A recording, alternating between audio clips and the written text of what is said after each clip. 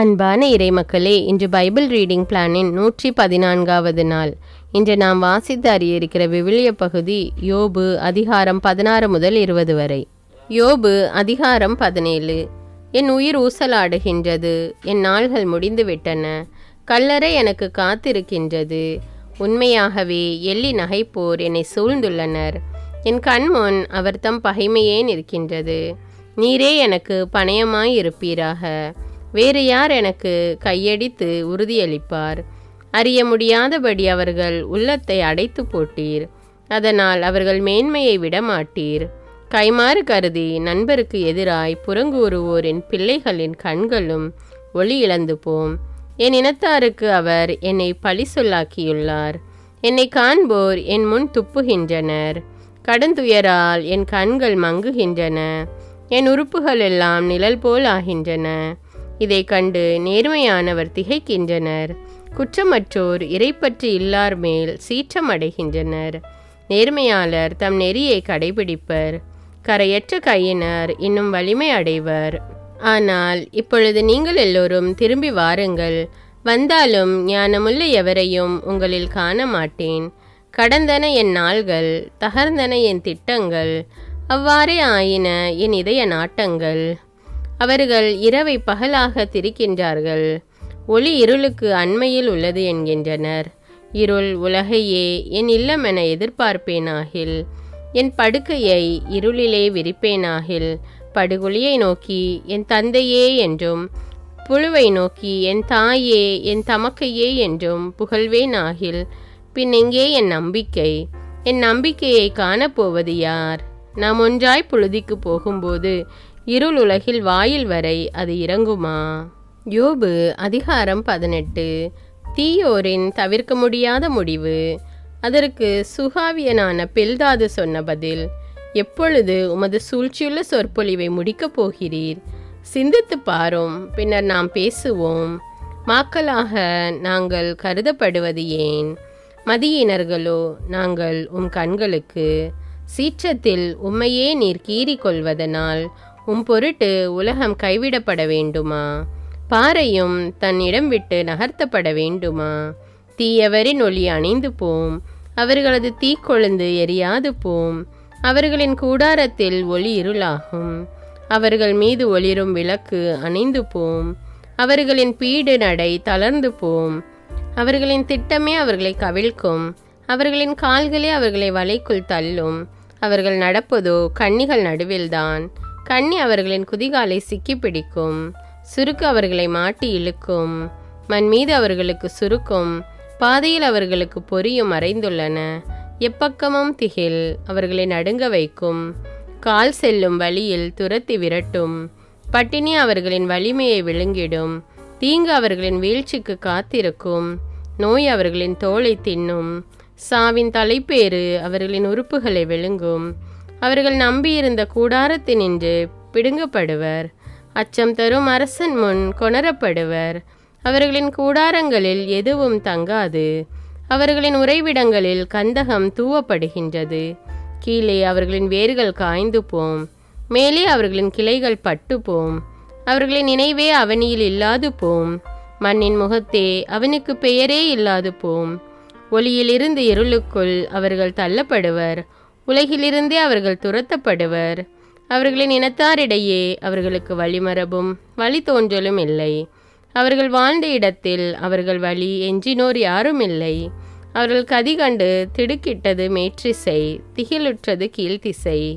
கொடியவரின் குடியிருப்பெல்லாம் இத்தகையதே. இறைவனை அறியாதவரின் நிலையும் இதுவே. யோபு அதிகாரம் 15. பற்றுறுதியின் வெற்றி. பின் யோபு உரைத்த மறுமொழி: என் உள்ளத்தை எவ்வளவு காலத்திற்கு புண்படுத்துவீர்? என்னை வார்த்தையால் நொறுக்குவீர். பன்முறை என்னை பழித்துரைத்தீர். வெட்கமின்றி என்னை தாக்கி பேசினீர். உண்மையாகவே நான் பிழை செய்திருந்தாலும் என்னுடன் அன்றோ அந்த பிழை இருக்கும்.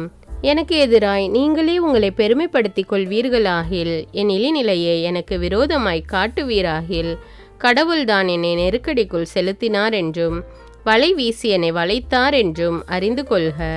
இதோ கொடுமை என கூக்குரலிட்டாலும் கேட்பார் இல்லை. நான் ஓலமிட்டாலும் தீர்ப்பார் இல்லை. நான் கடந்து போகா வண்ணம் கடவுள் என் வழியை அடைத்தார். என் பாதையை இருளாக்கினார். என் மாண்பினை அவர் களைந்தார். மணிமுடியை என் தலையினின்று அகற்றினார். எல்லா பக்கமும் என்னை இடித்து தகர்த்தார். நான் தொலைந்தேன், மரம் போலும் என் நம்பிக்கையை வேரோடு பிடுங்கினார். அவர் தம் கோபக்கனல் எனக்கு எதிராய் தெரித்தது.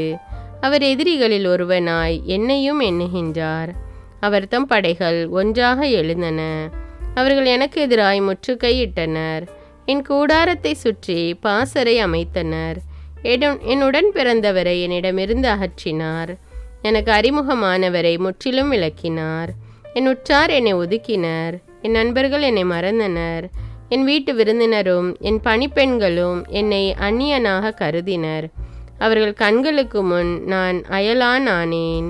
என் அடிமையை அழைப்பேன், மறுமொழி கொடான். என் வாயால் அவனை கெஞ்ச வேண்டியிருக்கிறது. என் மனைவிக்கு என் மூச்சு வீச்சமாயிற்று. என் தாயின் பிள்ளைகளுக்கு நாற்றமானேன். குழந்தைகளும் என்னை கேலி செய்கின்றனர். நான் எழுந்தால் கூட ஏளனம் செய்கின்றனர். என் உயிர் நண்பர் எல்லோரும் என்னை வெறுத்தனர். என் அன்புக்குரியவராயிருந்தோரும் எனக்கு எதிராக மாறினர். நான் வெறும் எலும்பும் தோளும் ஆனேன். நான் பற்களின் ஈரோடு தப்பினேன். என் மேல் இறங்குங்கள், என் நண்பர்கள், என் மேல் இரக்கம் கொள்ளுங்கள். ஏனெனில் கடவுளின் கை என்னை தண்டித்தது. இறைவனைப் போல் நீங்களும் என்னை விரட்டுவது ஏன்? என் சதையை நீங்கள் குதறியது போதாதா? ஓ, என் வார்த்தைகள் இப்பொழுது வரையப்படலாகாதா? ஓ, அவை ஏட்டு சுருளில் எழுதப்படலாகாதா? இரும்பு கருவியாலும் ஈயத்தாலும் என்றென்னும் அவை பாறையில் பொறிக்கப்பட வேண்டும். ஏனெனில் என் மீட்பர் வாழ்கின்றார் என்றும் இறுதியில் மண்மேல் எழுவார் என்றும் நான் அறிவேன். என் தோல் இவ்வாறு அழிக்கப்பட்ட பின் நான் சதையோடு இருக்கும்போதே கடவுளை காண்பேன். நானே அவர் என் பக்கத்தில் நிற்க காண்பேன். என் கண்களே காணும், வேறு கண்கள் அல்ல. என் நெஞ்சம் அதற்காக ஏங்குகின்றது. ஆனால் நீங்கள் பேசிக்கொள்கின்றீர்கள், அவனை எப்படி நாம் வதைப்பது? அவனிடம் அடிப்படை காரணத்தை எவ்வாறு கண்டுபிடிப்பது? மாறாக வாளுக்கு நீங்களே அஞ்ச வேண்டும். ஏனெனில் சீற்றம் வாளின் தண்டனையை கொணரும். அப்போது நீதி தீர்ப்பு உண்டு என்பதை அறிந்து கொள்வீர்கள். யோபு அதிகாரம் 20. நீதிக்கு விதிவிலக்கு இல்லை. அதற்கு நாமாயனான சோப்பார் கூறின பதில். என்னுள் இருக்கும் துடிப்பின் பொருட்டு என் எண்ணங்கள் பதில் சொல்ல வைக்கின்றன. என்னை வெட்கமடைய செய்யும் குத்தல் மொழி கேட்டேன். நான் புரிந்து கொண்டதிலிருந்து விடையளிக்க மனம் என்னை உந்துகிறது. மாந்தர் மண்ணில் தோன்றியதிலிருந்து தொன்று தொட்டு நடக்கும் இது உமக்கு தெரியாதா? கொடியவரின் மகிழ்ச்சி நொடி பொழுதே, கடவுளுக்கு அஞ்சாதவரின் களிப்பு கனப்பொழுதே. அவர்களின் பெருமை விசும்பு மட்டும் உயர்ந்தாலும், அவர்களின் தலை முகிலை முட்டுமளவு இருந்தாலும், அவர்கள் தங்களின் சொந்த மலம் போன்று என்றென்றைக்கும் ஒளிந்திடுவர். அவர்களை கண்டவர் எங்கே அவர்கள் என்பர். கனவு போல் கலைந்திடுவர், காணப்படார். இரவு நேர காட்சி போல் மறைந்திடுவர். பார்த்த கண் இனி அவர்களை பார்க்காது. வாழ்ந்த இடம் அவர்களை என்றும் காணாது. ஏழைகளின் தயவை அவர்களின் குழந்தைகள் நாடுவர். அவர்களின் கைகளே அவர்களின் செல்வத்தை திரும்ப அளிக்கும். எலும்புகளை நிரப்பிய அவர்களின் இளமை துடிப்பு மண்ணில் அவர்களோடு மறைந்துவிடும்.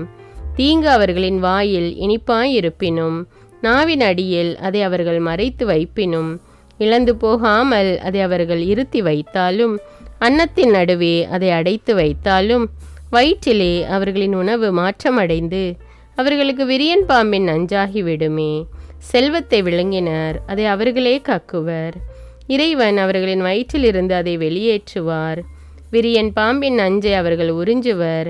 கட்டு விரியனின் நாக்கு அவர்களை கொன்று போடும். ஒளிவ எண்ணெய் கால்வாய்களிலும் தேன் வெண்ணெய் ஆறுகளிலும் அவர்கள் இன்பம் காணார். தங்களின் உழைப்பின் பயனை அவர்கள் திரும்ப அளிப்பர்.